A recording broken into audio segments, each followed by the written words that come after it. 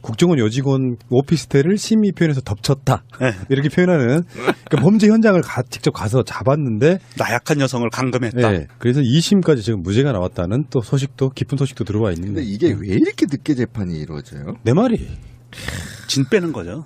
사람 죽이는 거예요. 예. 그런데 이번에 아주 제대로 걸렸어요. 국정원 안에서 적폐 개혁에 대해서 이 부분도 들어갔잖아요. 자, 그래서 국정원이 개혁이 돼야 되겠지만 저는 이제 일 이야기를 한번 해보고 싶어. 그 당시에 김하영이라고 하는 대표적인 인물, 물론 김하영만 있었던 건 아니고 댓글 달았던 그 국정원 직원들이 그 비싼 월급 줘가면서 국정원 직원들은 아마 일반 공무원들이랑 훨씬 대우가 다를걸요. 그렇겠죠. 예. 근데 그 사람들 중에 김하영 같은 좌익 교수 같은 네. 이런 사람들 지금도 근무한다는 게 저는 더 열받습니다. 아, 저는요. 다행이라고 봐요. 근무하고 있는 게 다행이지. 그렇죠. 근무하지 않았으면 번개탄 먹었을 거예요. 아, 받았을 수 있어요. 예, 그러니까 지금 근무하고 있는 게 지금 국정원장이 우리 바뀌었잖아요. 그리고 내부적으로 이제 조사가 이루어지고 있는 현상인데 오히려 이거 딱 잡아놓고 조사할 수 있는 아주 절호의 기회다. 차라리 잘 됐다. 국정원이 했던 그런 짓거리들 댓글 달고 이런 그 과정들 속에 이제 원세훈이 지금도 이제 네. 뭐 어떤 재판에 왔다 갔다 하며 예전에 말도 안 되는 무죄 판결 나오고 막 그랬었지 않습니까? 국정원장이 중점사항 이런 걸로 내려보내. 그래서 자기가 교묘하게 법으로 빠져나가는. 그러니까 법을 최대한 좁게 해석을 하면 그냥 국정원장은 자기 이야기를 했을 뿐이고 직접 지시한 적은 없다 이런 식으로 이렇게 빠져나가는 그런 그렇죠. 재판들이 예. 되게 많았었거든요. 예. 근데 국정원 같은 조직 정말 상명하복이 엄청날 수밖에 없는 그런 조직에서 그렇게 해놓으면 이제 국정원장 밑에 있는 2차장 이런 사람들이 그걸 중점적으로 돌렸다는 그런 상황 아니겠습니까? 그런데 이제 사실 가장 황당한 사건 중에 하나죠. 국가기관의 범법행위를 야당 국회의원들이 잡으러 갔는데 이 사람들을 감금으로 만들었던 그게 언제적 이야기예요. 그게 5년 전 이야기, 5년 전 이야기. 그러네요. 12년도 네. 12월이니까. 네. 아우, 그 5년 전에 일어난 사건이 지금 2심 진행되고 있고 아마 이번 검찰은 항소를 안 할 것 같은데 박근혜의 검찰은 이걸 항소를 해서 지금 2심까지 온 거거든요. 그렇죠. 네. 참 감금과 잠금이냐 이런 논쟁이 됐던 이 사건을 포함해서 국정원에서도 적폐청산 TF가 만들어졌고요. 예. 그것 중에 하나가 저희들이 얼마 전에 최민희 의원과 나간 방송에 그 논두렁식의 이야기도 좀 했었고 네. 근데 지금 국정원이 만든 TF 쪽에 들어있는 그 내용과 실제로 시민단체 그러니까 참여연대가 만든 국정원 개혁위원회가 조사해야 할 국정원 적폐 리스트 이런 것들이 버무려가지고 이야기를 좀 해볼까요? 그래서 지금 제가 읊어드릴게요. 하나씩 들어갈 때마다 굉장히 탄성이 나올 거라고 생각이 드는데 15개 한번 제가 불러보겠습니다. 첫 번째, 정치 및 18대 대선 개입 여론 조작 사건. 벌써 나와. 이런 게 이제 그 위만 댓글 사건이고요. 두 번째, 민간 조직 알파팀 운영 및 여론 조작 의혹 사건. 다음에 세 번째, 박원순 시장 제안 문건 등 작성 및 실행 의혹 사건. 요것만으로도 저는 네. 진짜 중범죄인 거죠. 그다음에 보수단체 자금 지원 및 관제 시위 동원 의혹 사건. 이게 국정원이야 뭐야 이것들. 요게 그 지금 서북청년단과요. 그다음에 MB 때 얘네들을 특정 시설에 가둬놓고 교육을 시킨 바 있어요. 시계도 주고. 기억 다 잊으셔도 우리 방송에도 계속 했었었는데 이제 기억이 새물새물 납니다. 그러니까요. 이거 다 조사해야 됩니다.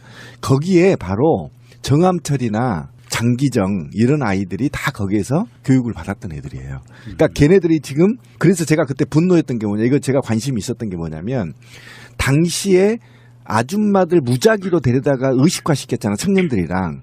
그런데 그 부작용이 일배로 나타났다고 저는 보는 거예요. 개인적으로.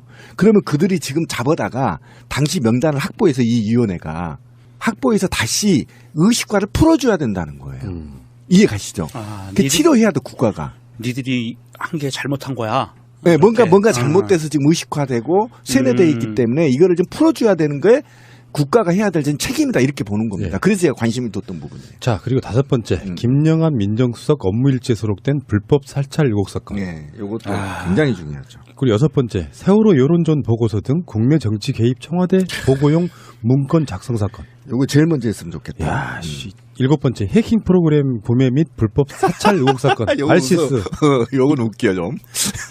요게 국정원이 할 수 있는 제가 봤을 때 최고로 으스스한 그 의혹 사건이에요. 그렇죠. 그 당시 기억들 아십니까? 여의도 핸드폰 다 보고 있다고 생각하는. 예, 그렇죠. 끔찍했던 거였고요. 지금 합법적으로 돼 있죠. 테러법 때문에.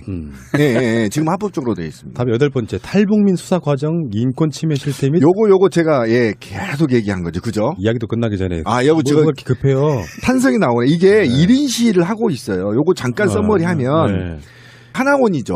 이 안에서 그분에 의하면 성폭력, 그다음에 프락지 역할, 그다음에 인권유린, 감시, 상호 감시 이런 건 기본이에요. 그리고 만약에 국정원 직원이 이 지시에 따르지 않으면 왕따를 시켜가지고요. 고정간첩으로 만들어버리거나 이중간첩으로 만들어버린대요. 그렇죠. 제 얘기가 아니에요. 1인 시위를 하고 있어요. 행자부 앞에서. 지금은 안 하는데 그때 하셨어요. 그 사람의 말이에요. 그래서 요거는 반드시 공개적으로 수사해야 됩니다. 왜냐하면 이분들이 그래서 반민주 집회에 강제적으로 동원되는 거예요. 이게 이렇게 연결되는 거예요. 이거 반드시 일상적하면서 예, 이건 인권이 정말 제가 볼 때는 21세기 마루타예요, 이거. 반드시 조사해야 됩니다. 그리고 9번째 시민사회단체 활동 방해 및 압력 행사 사건. 요거는 각 시민사회단체에 들어와 있는 프락지 새끼 명단을 확보해야 돼요. 블랙 요원들. 블랙 요원들. 최근에 열심히 활동하다 사라지신 분들. 그래요.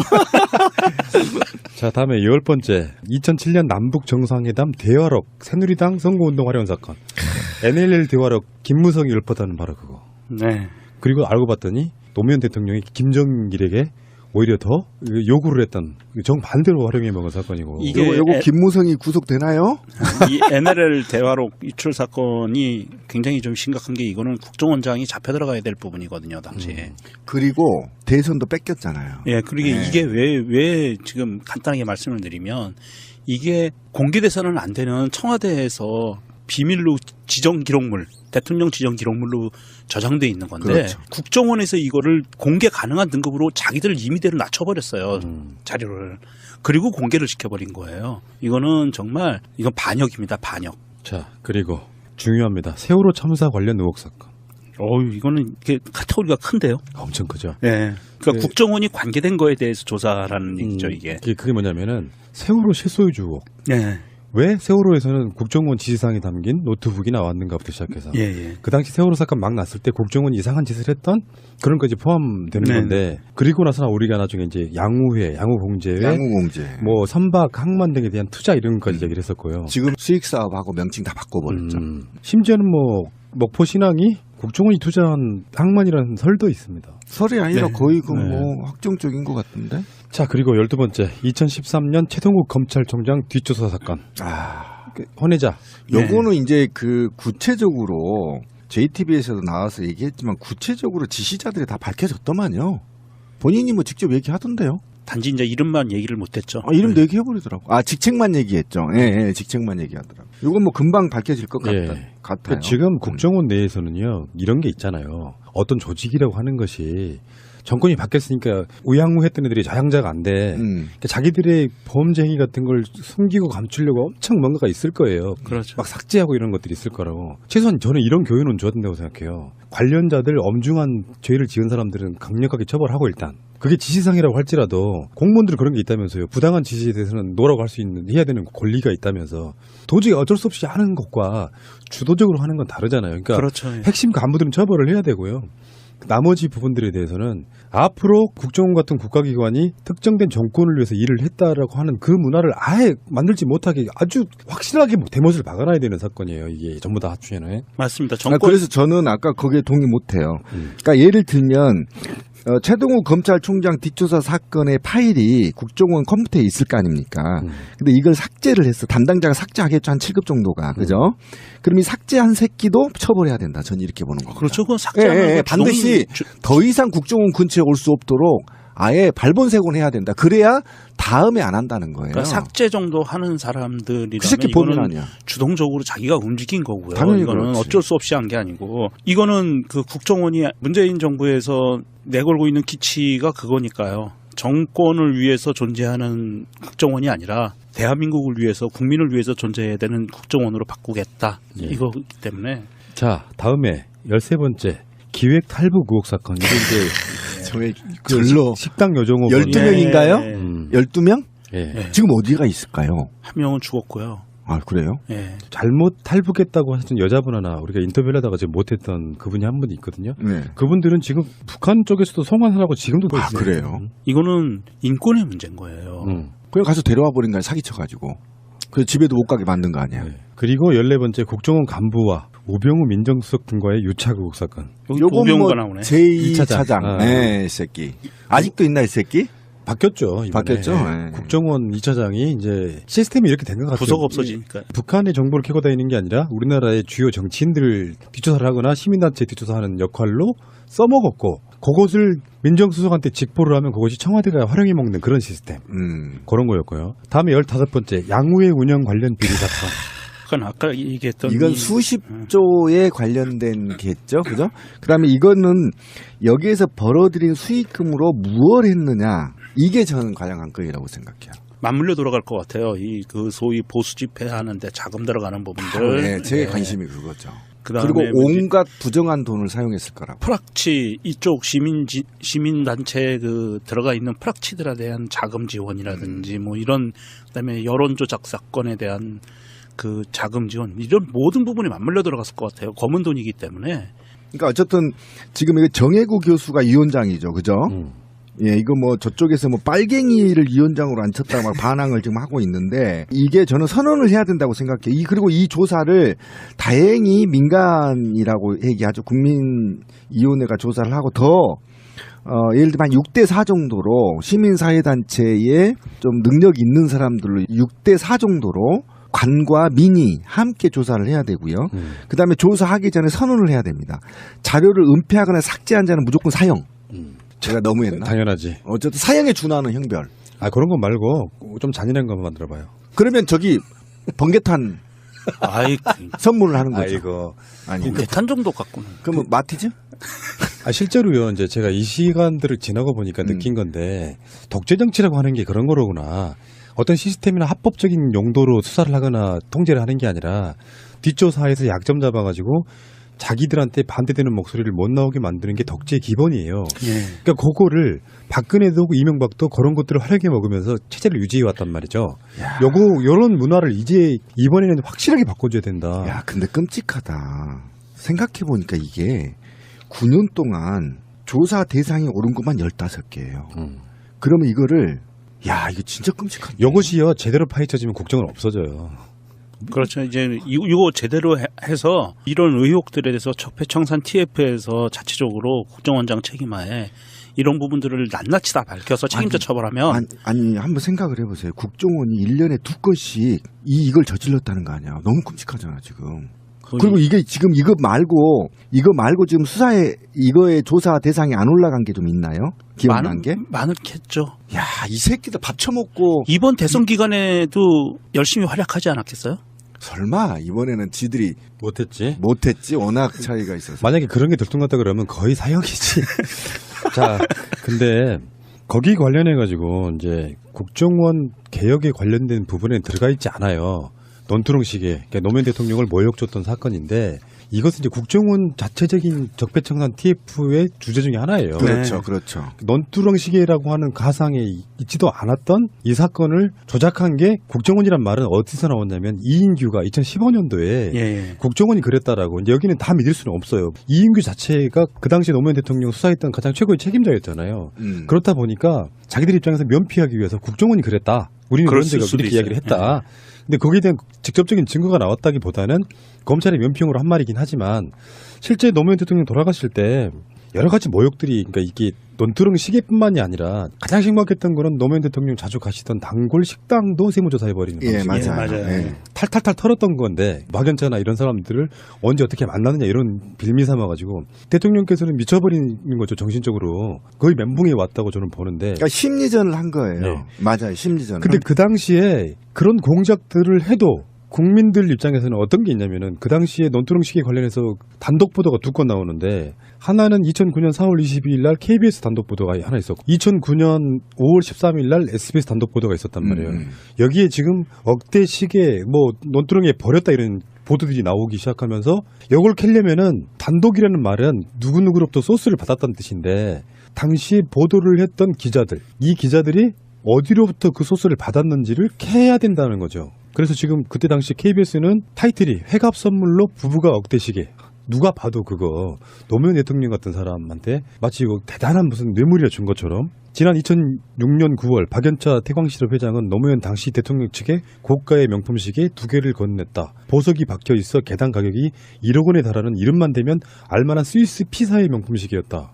SBS는 노 전 대통령은 권 여사가 자기 몰래 시계를 받아 보관하다가 지난해 박 전 회장에 대한 수사가 시작되자 시계 2개를 모두 봉화마을 논두렁에 버렸다고 진술한 것으로 확인됐다. 아니 실제로 그 더 심각했어요. 이승대 이 아이는 어떻게 했냐면 5월 13일 날 권 여사 2억짜리 시계 2개 논두렁 버려. 이렇게 뽑았거든요. 그러니까 이거는 다른 사람 다 떠나서 SBS가 어쨌든 단독 보도를 한 거 아닙니까? 그러면 이승재가 지금 얘기하면 돼요. 간단합니다. 이 사건은 이승재가 본인이 지금 너가 취재원을 보호한다는 거 떠나서 너 그 소스 어디서 났니? 요거 한마디만 가서 얘기하면 끝이에요. 그럼 국정원이 한 거냐? 네가 조작해서 쓴 거냐? 네 머릿속에서 상상해서 쓴 거냐? 이거 책임져야 되는데 이승재 같은 경우 이 아이 같은 경우는 계속 박근혜 빨대짓을 한 거 아닙니까? 이후에도. 그러니까 지금 중요하게 그 포인트가 되는 2개의 기사만 이렇게 그 말씀을 드려서 그렇지 사실 그 당시에 4월부터 5월을 관통해서 매일 쏟아졌어요. 온갖 언론에서 이 기사가 심지어는 제가 TV 뉴스가 지금도 생생히 기억나는 게 정말 생각하기도 싫은데 명품 시계 찾아 봉화마을로 가는 사람들 이런 기사들도 나왔었어요. 네. 정말 끔찍하고 정말 저열한 인간들인데 모든 언론들이 이런 짓을 했었습니다. 근데 그러니까 그는 받아 쓴다고 쳐요. 누가 하더라 하니까. 근데 단독 보도 2개에 대해서 SBS 이승재는 지금 제가 볼 때는 빨리 이 문제를 매듭을 져야 돼요. 본인이 책임을 지든가 아니면 본인이 어디에서 그 얘기를 들었는지 정확하게 취재 소스를 얘기를 해야 되는 겁니다. 대통령이 돌아가신 사건이에요. 그 당시 수사로 돌아가 보면 이런 게 있어. 노무현 대통령을 무리하게 뇌물죄로 엮으려고 보니까 사실은 뇌물죄가 아닌 상황이어서 만들어낸 단어가 포괄적 뇌물죄였다. 그렇죠. 전직 대통령 그것도 끝난 지 얼마 되지 않은 대통령을 엮으려고 보니까 법리적으로는 굉장히 힘들었기 때문에 힘들었죠. 일단 검찰 내에서 내부 빨대 계속 소스를 흘려가지고 모욕주기 방식도 있었고 여기에 조력자로서 국정원이 등장했을 가능성이 있다는 거예요. 그래서 뒷조사하고 캐고해서 이거 정말 일밖에 안 되는 사건을 10정도로 부풀려가지고 그거를 검찰과 국정원이 공조해가면서 전직 대통령을 모욕주기를 계속하면서 일단 그런 거 있잖아요.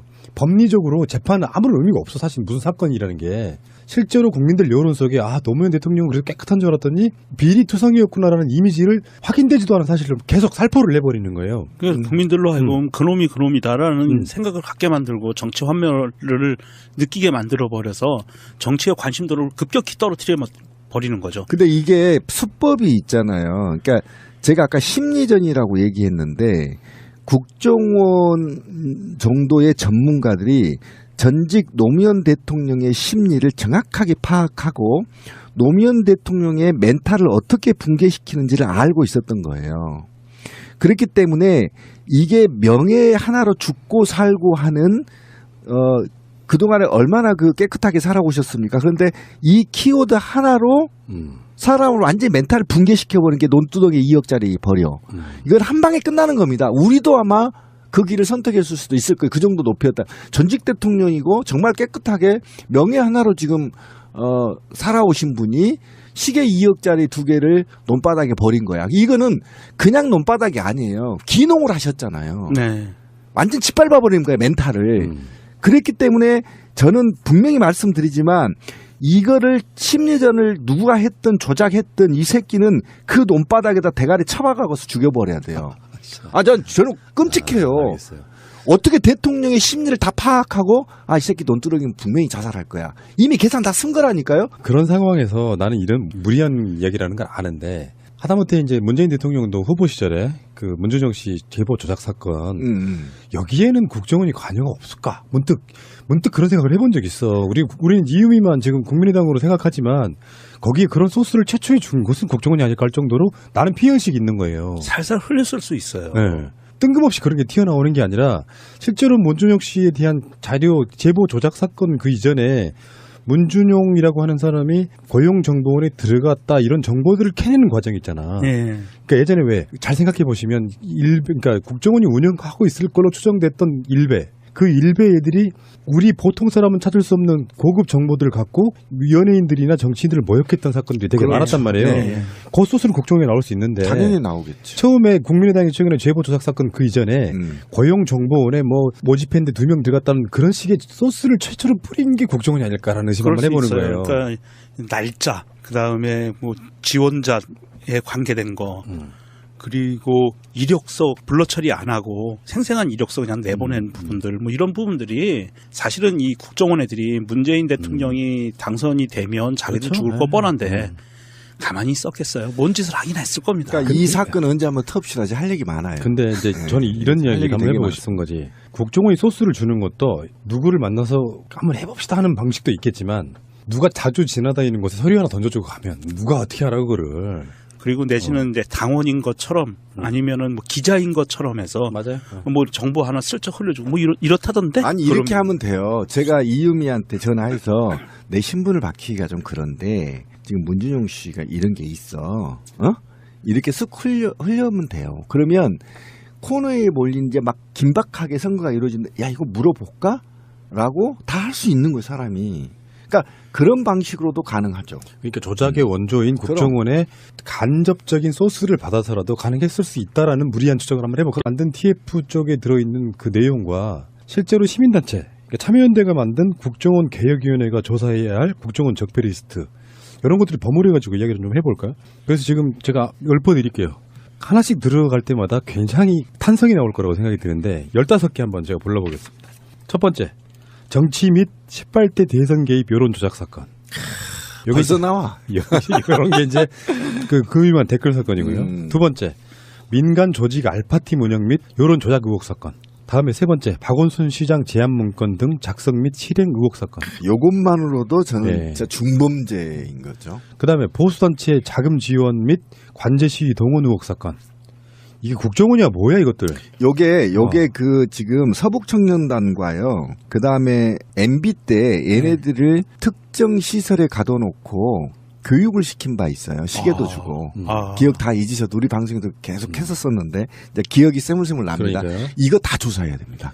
거기에 바로 정암철이나 장기정 이런 아이들이 다 거기에서 교육을 받았던 애들이에요. 그러니까 걔네들이 지금 그래서 제가 그때 분노했던 게 뭐냐 이거 제가 관심이 있었던 게 네. 댓글 달고 이런 그 과정들 속에 이제 원세훈이 지금도 이제 뭐 어떤 재판에 왔다 갔다 하며 예전에 말도 안 되는 무죄 판결 나오고 막 그랬었지 않습니까? 국정원장이 중점사항 이런 걸로 내려보내. 그래서 자기가 교묘하게 법으로 빠져나가는. 그러니까 법을 최대한 좁게 해석을 하면 그냥 국정원장은 자기 이야기를 했을 뿐이고 직접 지시한 적은 없다 이런 식으로 이렇게 빠져나가는 그런 그렇죠. 재판들이 예. 되게 많았었거든요. 근데 국정원 같은 조직 정말 상명하복이 엄청날 수밖에 없는 그런 조직에서 그렇게 해놓으면 이제 국정원장 밑에 있는 2차장 이런 사람들이 그걸 중점적으로 돌렸다는 그런 상황 아니겠습니까?